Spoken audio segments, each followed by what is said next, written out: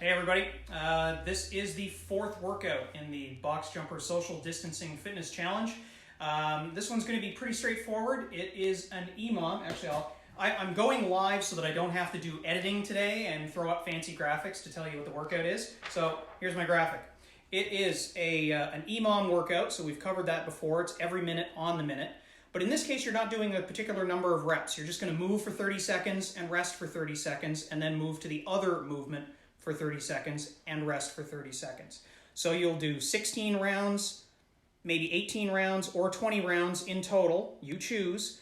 But you're going to do 30 seconds of what's called a sprawl, followed by 30 seconds of rest, then 30 seconds of single arm overhead squat, followed by 30 seconds rest, and you're going to repeat that for a total of 16 rounds. So by the time you do 30, 30, 30, 30, you've done 2 rounds. All right, so what do you need to do this movement? Well, a sprawl is pretty straightforward, and we're going to start with the easiest version of a sprawl, an elevated sprawl. So you're not going down all the way to the floor. Instead, you're going to use a bench, a box, a chair that's secured to the wall, much like the one that we did for push-ups the other day. So I'm going to use this box as my stand-in for a chair, but this is all it is. You're going to start in a standing position, put your hands down on the box, kick your feet out, bring your feet back up, and stand back up again. So it's important to hold your arms nice and strong against the ground or against the box in order to be able to hold that position, kick your feet out, back up, and straight back up again. Now, we'll talk about the scaling options to make these specific movements more challenging as we get deeper into the workout.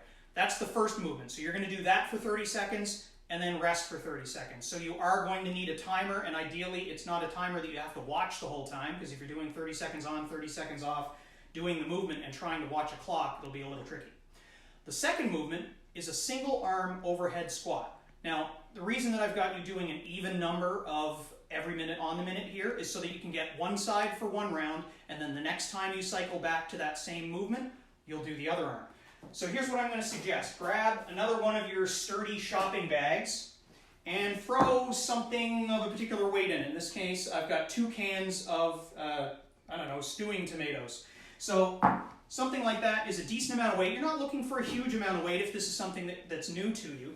You're going to hang on to that and press it up over your head, hold on to that position, and do a partial squat. You can go down only to the depth that allows you to keep your chest relatively high. I don't want you to have to pitch forward, and I don't want the weight to pull your arm down. You should be able to press up and keep your bicep right next to your ear and come part way down and part way up.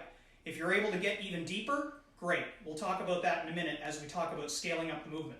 So you'll repeat this movement for 30 seconds, and then the next time you wind up doing it, you'll switch to the other arm, do the same thing, and you'll be done. And so you're going to cycle through those 2 movements. So let's talk about how to scale them up. If those particular versions of the movement seemed a little bit easy, well, like always, there's a couple of key ways that you can scale up. The first, range of motion. So it might be go to a lower surface. So for the sprawl, you can go a little bit lower. So with my box, that's real easy. I turn it, I can go lower, I wind up supporting more of my body weight as I do the movement. Same thing, kick out and back up again. I can do the same thing on the floor. So if I go out to the floor, kick my feet out to a plank position, bring my feet back up, stand up. If you want to get a little bit heavier with this one and you want to get a little bit more range of motion, you'll change from a sprawl to a burpee. All that means is instead of stopping in the plank position, I'm going to bring my chest all the way down to the floor, but the rest of the movement looks pretty similar.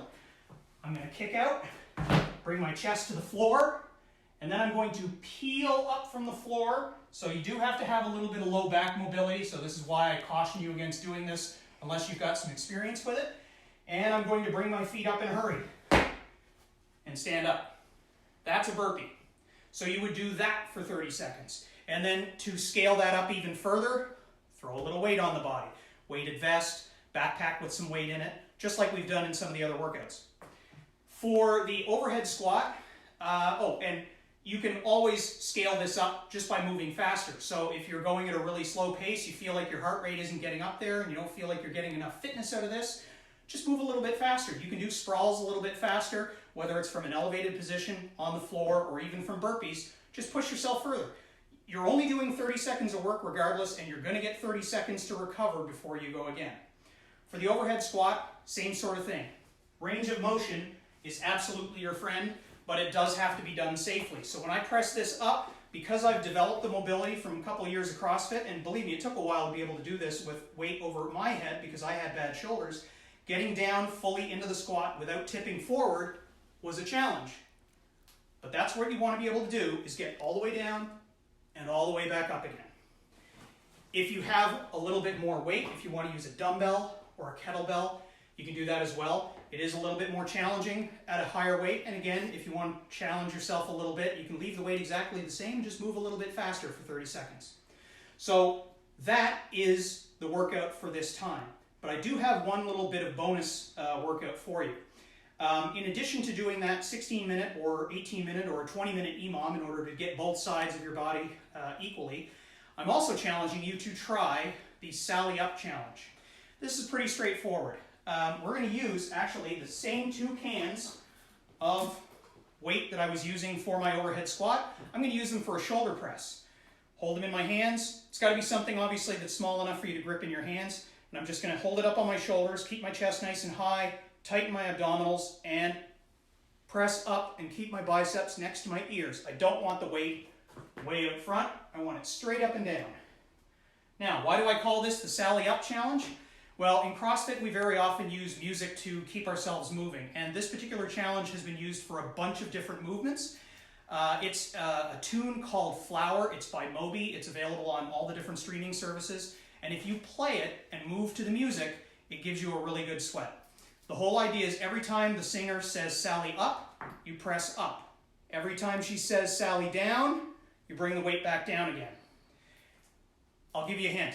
She says Sally up and doesn't say Sally down for a while at periods, and then you'll wind up in the down position quite a bit for longer periods of time. So it'll be up, down, hold, and you'll be waiting until she says up again.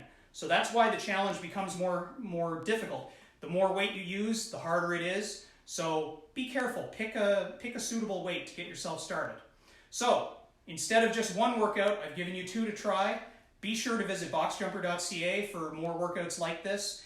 Follow me on social media so that you can get more of these types of updates. And if you're on the website, send me an email, drop me a line.